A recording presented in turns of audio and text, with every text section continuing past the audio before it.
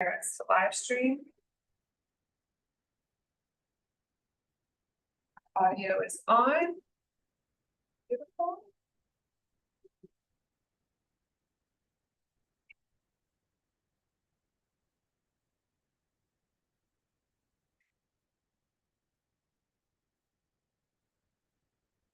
Well, I'll give it one more minute till it says 3:30 and then we'll officially convene. Perfect.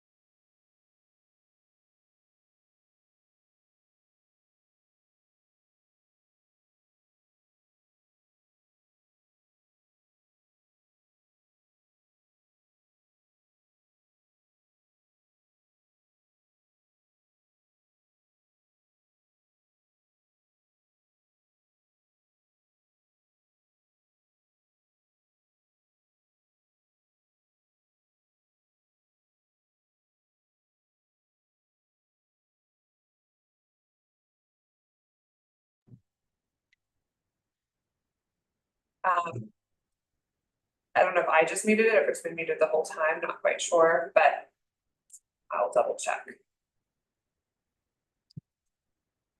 In this process, as we go through and discuss the options and the content and the proposals that we received, if you want to make changes to your score or add additional notes, you can just note them on the sheet in front of you, and that before you leave today, you would just sign that what's in front of you is final, and then that will be submitted as your final score sheet. Any questions about our purpose today or the process of the RFP? Nobody. Wonderful. So there were just two categories that we that we approved to review, and that was category 1, the experience, qualifications, and references. And then the category 2 was proposed pricing. For the record, we will just say that we did only receive the 1 proposal, while there were 3 entities who expressed interest. There was a series of questions that were posed, and at the end, we did just receive 1 proposal. That proposal is from the same vendor that we have been using for the last 2.5 years. So just full transparency on that part. I think both of you guys were aware of that as well. With that, we can just kind of move into discussion. You'll see that for category 1, Mr. Johnson, you provided an 18, Mr. Renzi, you gave a 20, and kind of there was a series of just kind of qualifying questions that, not qualifying questions, just a series of questions that went into making that decision, if they were yeses or nos, and then the quality of their response. Any discussion on either of your scores? Hope we're good, straightforward about them. Yeah. Great. Second category is category 2, the proposed pricing, making sure that they did cover all 3 of the requested years individually and that they included the extension options for the 2 years. Mr. Johnson, you gave a 26. Mr. Renzi, you gave a 25. Any questions or discussion on those scores? I mean, I think we're pretty close. Pretty close. As you can see, the average is a 44.5 out of a potential 50. And I would just say on that there was a lot of discussion at the council level even about whether or not to try and make it a fixed fee over 3 years with the 2-year option, and the decision to give it the ability for 3-year or individual pricing for the 3 years was primarily, it's really hard from an audit perspective to give a point estimate on what if there are significant changes in the accounting policies and standards or the level of contracting or complexity of contracting that would change the level of effort that would go into the audit. And so that's why instead of like a fixed fee for 3 years, we opted for giving 3 individual years. My experience from being a CPA and being on the audit side is if someone forces you into fixed fee, you may tend to go high just so that you could buffer some of that variability that you can't, in the unknown unknowns, what's going to happen year 2, 1, 2, or 3. And they did it that way for the first 3 years. Yes. We had 1 stick price. I just commented that I got the jump from where they are now because it's been that price for 3 years. So an increase that was significant for the first year. Then the second year seemed normal, but third year was a little high. I did not, for what reason? There was no reason given. And if you estimate that the jump in cost of living and salaries was going to be this between years 1 and 2, why would it be quadruple between years 2 and 3? From a percentage increase. Correct. Yeah. And so I think that's fair. which is why I lowered their score some. So you guys have the option to either recommend this proposal for continuation, or you have the option to reject it and encourage the council to re-advertise. Ultimately, it is your decision on what you recommend. The council, of course, is the final decision maker, so they can accept your recommendation, they can reject your recommendation. But typically speaking, our council has been very open to taking the recommendations of the appointed evaluation team.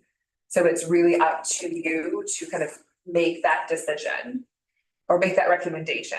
So we do a recommendation by consensus today. It's really by unanimous because so whatever you would have to agree upon. So are we allowed to say yes to the proposal, but could you see what you could do about the 3rd year price? No, because we advertise this as an RFP, technically we would accept the proposal exactly as is. Now that doesn't mean. One or the other, it's yes, no, there's no. At this juncture, it is yes or no, there's no negotiation because of the choice because we went with an RFP. Now, that doesn't mean that in the future, as we're working with the client, that we couldn't ask them for that negotiation, but we would be prepared to procure the entire amount. I mean, it is something that all of our contracts are written with, I call it an escape clause. I know it's not an escape clause, it's a termination clause, but usually for cause or for convenience. All of our contracts are written that way. I don't think that we would get to that juncture. We could certainly ask them in good faith, but in preparing your recommendation, it would be either to accept the It should proposal be as yes or no. is. It really is. If it's a no, then the question would be, is it a reissue or re-advertise? And there's some nuances in that in terms of if you wanted to reject the proposals and re-advertise as is, or if you would want to reject the proposal and actually reissue, which means that there would be a substantive change to. And we are fully within our rights to reject the proposals because we did only receive the one. So that gives us that escape valve or that opportunity, if that is the recommendation of the panel. It'll cost more to do all the work in staff time than it would be to reject everything. Correct. I mean, I could say I concur with the way you characterized it. Yeah, it'd be nice to know, but you'd be chasing $1,000 or $2 maybe. If you rejected it and you had to reissue, then you've already got a scenario where two other firms ask if there were any what was the term? Any disagreements with the current auditor? No, there were not. Is there, why are we going through a re-procurement on this? And the answer was, we just think it's a good business practice. And the third question that was compelling to me then was, do you expect that the current auditor It's going to apply. is going to apply again? And the answer was yes. And those other two firms, which I'm very familiar with, opted not. There's only four. Yes. So There are more, but there are more CPA firms, auditing firms, but not that will audit at levels like this. right, and that apply for things on a regular basis. So I agree that there's a reason they didn't apply. So, and if I recall, the reason we went with them in the first procurement process was because there was a significant price difference. And the way the scoring is, price carries the most weight. It's a good point. Which is why we ended up with Purpose Gray in the first place. So, I can live with the third year as opposed to all the extra work, and we'll call the first 3 years a bargain. The other thing they did that the other two did not do the first time was give us the first year where they didn't do It was like a you didn't half do year. anything. You collected some money, but you didn't give any money out. And they greatly reduced the first year in that RFP, and they were the only ones that charged less for the first time. So I'm fine to say yes and I recommend that, somebody ask if they could lower the price outside the RFP process for the third year. So I think that there's consensus to recommend them to There the is. board. Perfect. That leaves the second leg of that. Right. So the kind of the next step is that we would put this in writing about why we're selecting them. Outside of the fact that they're the only proposal that we received, but for some of the issues that you both kind of outlined, we would reduce this in writing and then we would present this to the full council. Our next full council meeting is next Wednesday, October 16th. So we do request that one of you serve in the capacity of a spokesperson. Now, one of you is actually on the council, so if you want to. And I did it last time. Well, I just didn't know if there was any value in having a public member, a public participant make that recommendation to the council as opposed to someone on the council, someone on finance and budget, someone that was on the RFP drafting, You'll get less questions than I will. It honestly, So if not, I'm fine if. it is 100% Is fine. fine for you to serve in that capacity. I think that with a larger, especially given your background, the fact that you serve on the finance and budget committee, you're a CPA and all of that. And there's only one. Right. It's not like Exactly. you have to defend it Slice twice. and dice. And it's, in essence, it's reauthorizing to rework with them, Keep doing what to keep doing what we were doing with them.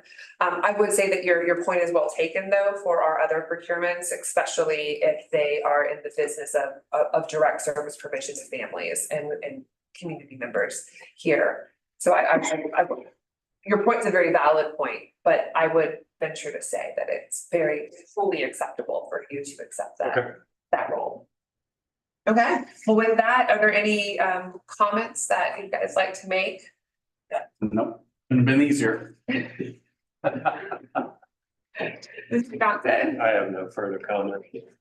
Then with that, we will adjourn at 3:45. Thank you guys so much. You will not see our executive director. I think she texted me like, we're getting ready to leave, and so I'll tell her not to rush. Yeah. But thank you guys again for agreeing to serve in this capacity. We truly, truly appreciate it.